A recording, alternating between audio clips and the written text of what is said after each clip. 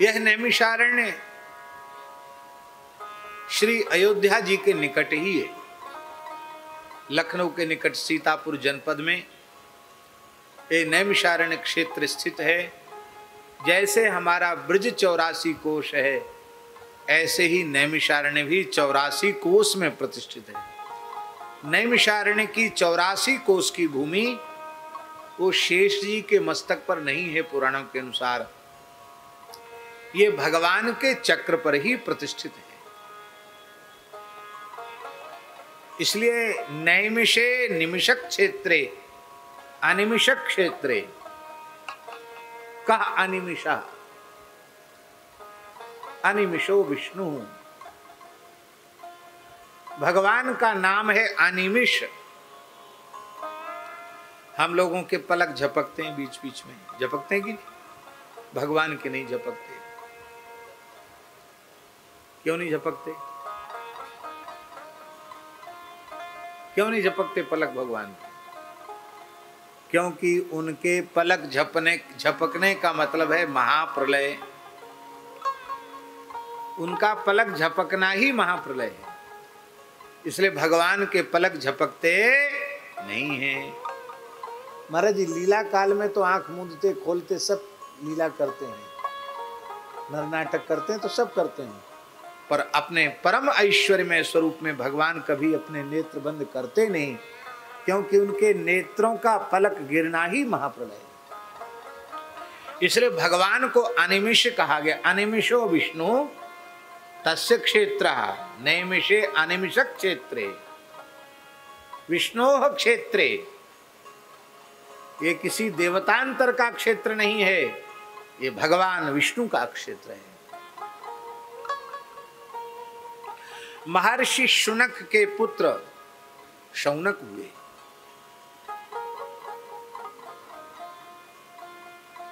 ये बहुवृक्ष हैं। बहुवृक्ष माने ऋग्वेदी है। महर्षि शुनक ने कठोर तप करके शौनक नामक परम जितेंद्रिय पुत्र प्राप्त किया था। महर्षि भरद्वाज की सन्निधि में महर्षि शौनक ने संपूर्ण सांग वेद का अध्ययन किया। अपने अध्ययन को संपन्न करके अपने पिता महर्षि शुनक के निकट वह आ गए।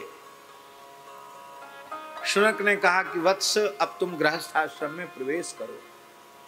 आप रोने लगे और आपने कहा कि पिताजी शास्त्र ज्ञान का फल तो केवल इतना ही है कि जीव परमात्मा तत्व की अपरोक्षानुभूति कर ले, भगवान का प्रत्यक्ष साक्षात्कार कर ले।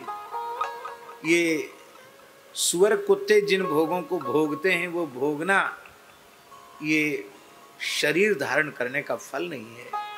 मेरा मन प्रवृत्ति में नहीं है, मेरा मन तो निवृत्ति में है। तब आपने कहा ठीक है, बहुत प्रसन्नता की बात है। पुत्र जिसके लिए उत्पन्न किए जाते हैं, आज मेरे वह अभीष्ट की पूर्ति हो। पुत्र किसको कहते जानते हैं? पुत शब्द का अर्थ है नरक। पुत माने नरक और त्रा माने त्राण। पुत नामक नरक माने जितने भी नरक हैं, नरक के अवान्तर भेद हैं, उन सबको पुत कहा जाता है। उस पुत नामक जो नरक हैं, उन नरकों से जो अपने पिता पितामह आदि को बचा ले, उसका नाम है पुत्र। अपने पूर्वजों को नरक में गिरने से बचा ले, अपने भजन के बल से भगवत सन्निधि प्रदान करा दे, उसका नाम है पुत्र। इसलिए पद्म पुराण में लिखा है,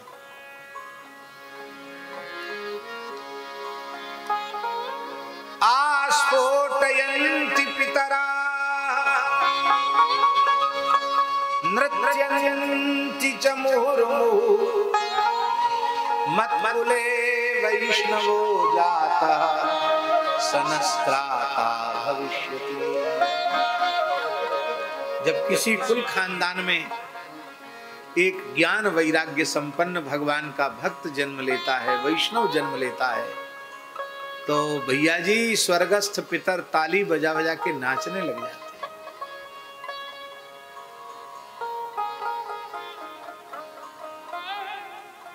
मेरे खानदान में वैष्णव पैदा हो गया, सनस्त्राता भविष्यति न अस्माकम न, वो हम सबका त्राता बन जाएगा, हम सबका रक्षक बन जाएगा। सनस्त्राता भविष्यति।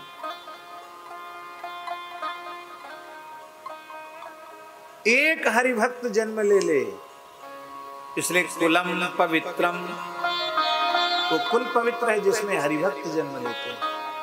जननी कृतार्था, वो माता धन्य है जिसके गर्भ से कोई हरिभक्त प्रकट होता है। वो धरती धन्य है जहां भक्त जन्म लेता है। वो वसुंधरा पुण्यवती है।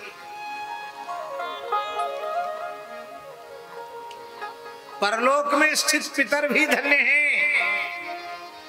ये शांकुले वैष्णव नाम धेयम्।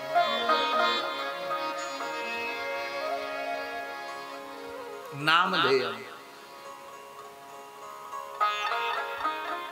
वैष्णव नामधेयम्। नामधेय माने क्या हो गया?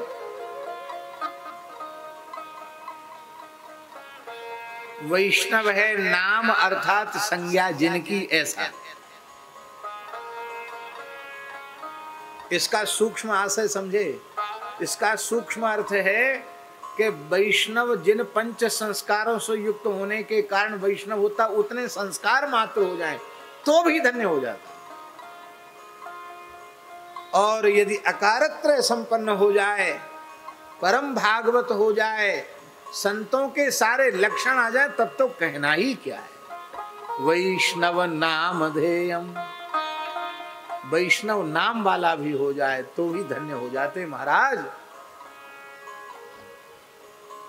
गलत अर्थ कर रहे हैं तो आप तो पंडित हो, टोक सकते हो हमको, हम सुधार कर लेंगे।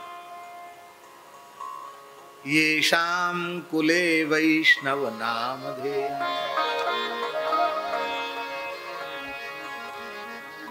उस माता का कैसा पुण्य होगा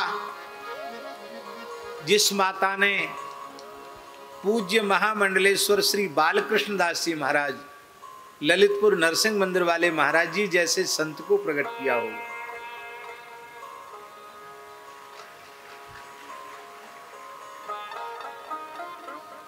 वो पिता कितने भाग्यशाली होंगे, वो कुल कितना भाग्यशाली होगा।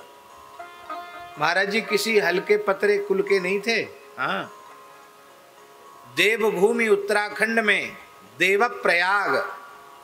देवप्रयाग में जो श्री रघुनाथ जी का मंदिर है, उस मंदिर के अर्चक वंश में महाराज जी का जन्म हुआ था, पवित्र विप्र कुल में।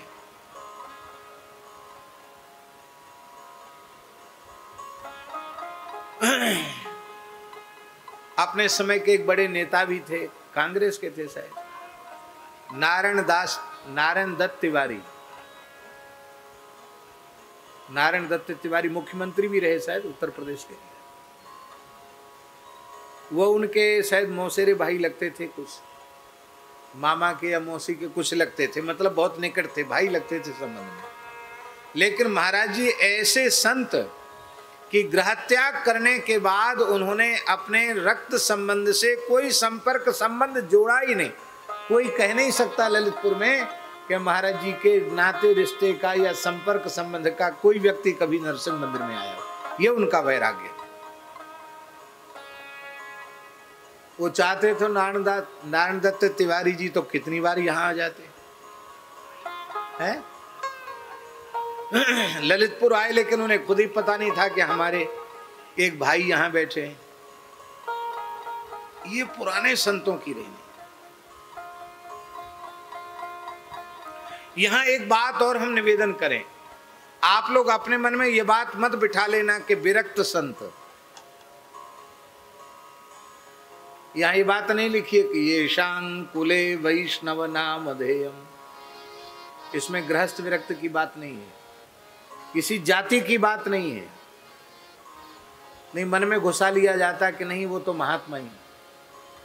देखो ईमानदारी से हम कह रहे हैं, हम महात्मा होए न होए, आप सब महात्मा जरूर हो। क्यों? हमें झेल रहे हो इसलिए।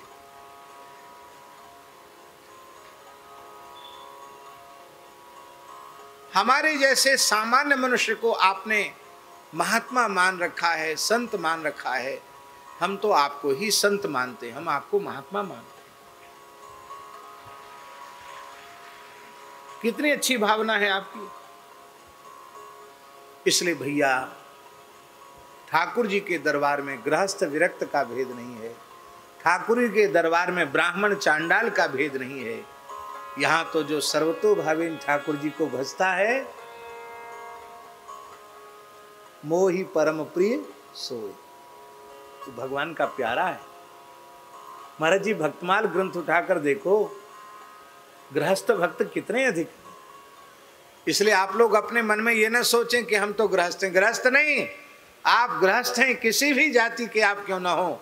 आप मस्तक पर श्रद्धा पूर्वक, विश्वास पूर्वक, निष्ठा पूर्वक ऊर्ध्व पुंड्र धारण करें, कंठ में तुलसी की जुगल कंठी धारण करें, आपकी जिह्वा पर जुगल नाम प्रतिष्ठित हो। आप तुलसी, गौ, एकादशी, संत, ब्राह्मण, माता पिता इनका आदर करें, भगवान नाम का आश्रय लें, आपके जन्म से भी आपका कुल धन्य हो जाएगा।